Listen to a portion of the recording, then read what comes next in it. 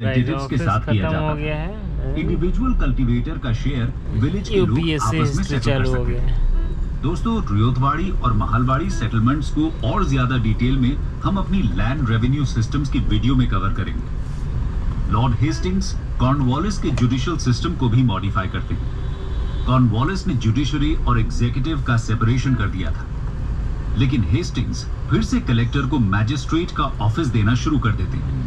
तो ये थे लॉर्ड हेस्टिंग्स के समय में होने वाले कुछ एडमिनिस्ट्रेटिव रिफॉर्म्स। कंक्लूजन। दोस्तों, इस तरह लॉर्ड वेलेस्ली और लॉर्ड हेस्टिंग्स दोनों ने ही इंडिया में ब्रिटिश एम्पायर के एक्सपेंशन का काम किया। ये दोनों ही वॉर्ड्स के सपोर्टर थे और कंपनी को इंडिया की सुप्रीम पावर बना देना चाहते थे। और हमने देखा कि कैसे वो अपने इस विजन में कामयाब भी रहते हैं। कंपनी को बराबरी की टक्कर देने की क्षमता रखने वाले सभी राइवल स्टेट्स का खात्मा करके इंडिया में ब्रिटिश पैरामाउंसी को एस्टैब्लिश करने का श्रेय इन्हें ही जाता है। William Bentinck 1828 to 1835। आज हम एक ऐसे ब्रिटिश गवर्नर जनरल की बात करने वाले हैं जो इंडिया में अपने सोशल रिफॉर्म्स के लिए जाने जाते हैं। इसके साथ ही वो first governor general of India भी थे। जी हाँ, विलियम बेंटिंग, जो जेरेमी बेंथम की यूटिलिटेरियन फिलॉसफी के फॉलोअर थे, जिसका सिंपल शब्दों में मतलब होता है maximum good for maximum people. इसी फिलॉसफी से इंस्पायर होकर वो इंडिया में अलग अलग रिफॉर्म्स को इंट्रोड्यूस करते हैं। तो आइए शुरू करते हैं। इंट्रोडक्शन। दोस्तों, विलियम बेंटिंग ने अपने करियर की शुरुआत आर्मी से की थी।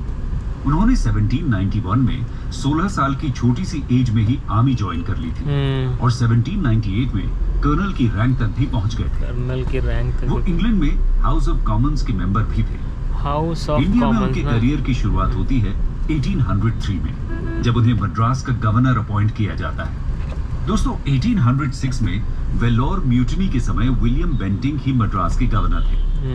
उन्होंने ऑर्डर दिया था कि नेटिव सोल्जर्स अपने ट्रेडिशनल अटायर नहीं पहन सकते, जिसकी वजह से वेलोर में तैनात कुछ मद्रास रेजिमेंट्स विद्रोह कर देती हैं। वेलोर म्यूटिनी को तो इन्होंने सप्रेस कर दिया था, लेकिन इसके बाद 1807 में कोर्ट ऑफ डायरेक्टर्स इन्हें इंग्लैंड वापस बुला लेते हैं। इसके बाद विलियम बेंटिंग 1828 में गवर्नर जनरल की पोस्ट पर इंडिया वापस आते हैं। गवर्नर जनरल रहते हुए उन्होंने बहुत सारे रिफॉर्म्स इंट्रोड्यूस किए थे।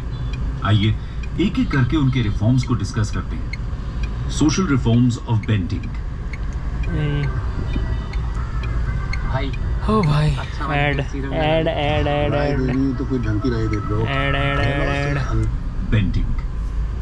दोस्तों, विलियम बेंटिंग से पहले किसी भी गवर्नर जनरल ने इंडिया की सोशल प्रॉब्लम्स को टैकल करने की हिम्मत नहीं दिखाई थी। बेंटिंग पहले ऐसे गवर्नर जनरल थे जो सोशल इविल्स के अगेंस्ट लॉ पास करते हैं। जैसा कि आप सब जानते ही होंगे कि इंडिया में सती प्रथा का प्रचलन था। इस प्रथा के अनुसार हस्बैंड की डेथ के बाद वाइफ को भी हस्बैंड की चिता के साथ ही जला दिया जाता था। इस प्रथा के खिलाफ राजा राम मोहन रॉय जैसे सोशल रिफॉर्मर्स कैंपेन शुरू करते हैं। इसके साथ ही वो विलियम बेंटिंग पर सती प्रथा को इलीगल डिक्लेयर करने का प्रेशर भी बनाते हैं। विलियम बेंटिंग इनके कैंपेन का सपोर्ट करते हुए दिसंबर 1829 में रेगुलेशन नंबर 17 पास करते हैं, जिसके अनुसार सती प्रथा को इलीगल डिक्लेयर कर दिया जाता है और साथ ही इसे एक क्रिमिनल ऑफेंस बना दिया जाता है। शुरुआत में ये रेगुलेशन सिर्फ बंगाल प्रेसिडेंसी में एप्लीकेबल होता है, लेकिन 1830 में इसे मद्रास और बॉम्बे प्रेसिडेंसीज में भी एक्सटेंड कर दिया जाता है। दोस्तों, सती प्रथा के अलावा विलियम बेंटिंग इन्फेंटिसाइड और चाइल्ड सैक्रिफाइसेस जैसी सोशल इविल्स को भी सप्रेस करते हैं। बहुत सारी कम्युनिटीज में गर्ल चाइल्ड की हत्या करने की कुप्रथा चली आ रही थी। वैसे तो 1795 में बंगाल रेगुलेशन 16 और 1804 में रेगुलेशन 3 ने इन्फेंटिसाइड को इलीगल डिक्लेयर कर दिया था, फिर भी ये इनह्यूमन प्रैक्टिस कंटिन्यूड थी। इसीलिए बेंटिंग ने इस कुप्रथा को खत्म करने के लिए कठोर कदम उठाए थे।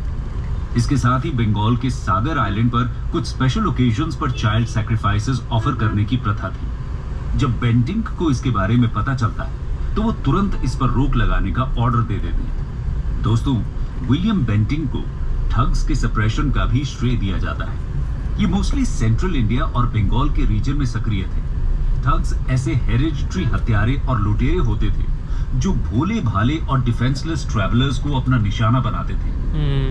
इनकी काफी